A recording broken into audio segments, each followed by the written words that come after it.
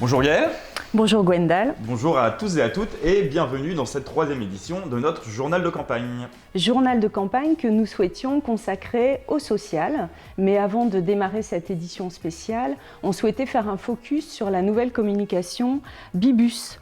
Qu'est-ce qu'une assignation de genre? Une assignation de genre, c'est les filles aiment le rose et jouer à la poupée. Les garçons aiment le bleu et jouer aux voitures.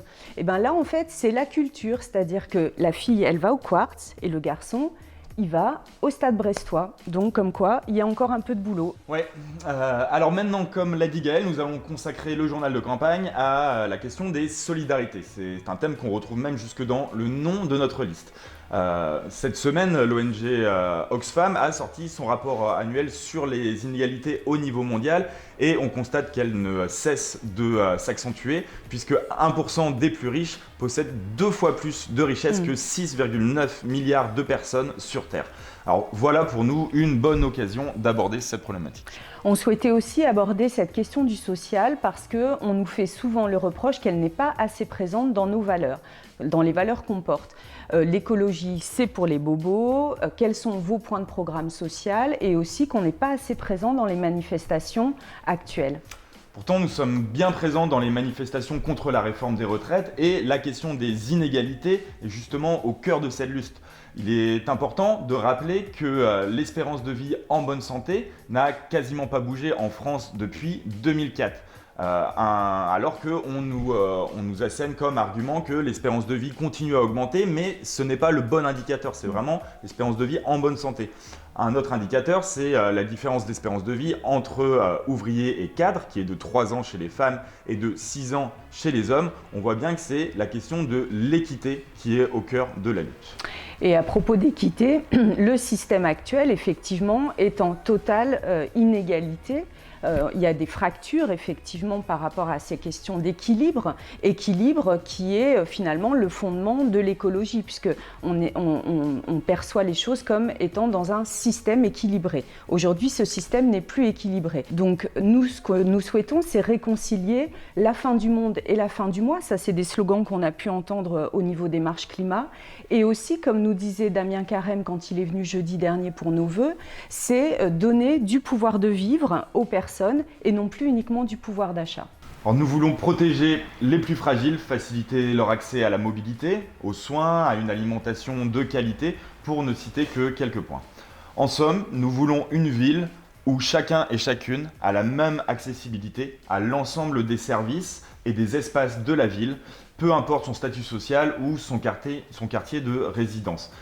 Le service public et le patrimoine de celles et ceux qui n'en ont pas. Alors concrètement, Gaëlle, quelles sont les réponses que nous proposons pour répondre à ces enjeux? Alors déjà, c'est une méthode, c'est-à-dire que en fait, notre méthode, c'est d'aller vers les habitantes et les habitants dans un souci de proximité et aussi c'est un changement de regard, c'est-à-dire que nous souhaitons regarder les potentiels des personnes et non plus ces personnes comme assistées. Donc on développe des points programmatiques déjà sur la question de la santé. Nous, ce qu'on souhaite, c'est renforcer les centres de soins et le conseil de santé mentale. On souhaite aussi, à partir de ces potentiels des habitantes et des habitants, créer ce qu'on va appeler des ambassadrices et des ambassadeurs de santé, c'est-à-dire des personnes qui sont finalement les plus expertes dans leur quartier en proximité pour mettre en place des actions de soins. Nous souhaitons aussi créer une structure pour des personnes à la rue présentant de graves troubles de santé mentale et qui ne relèvent pas encore de l'EHPAD.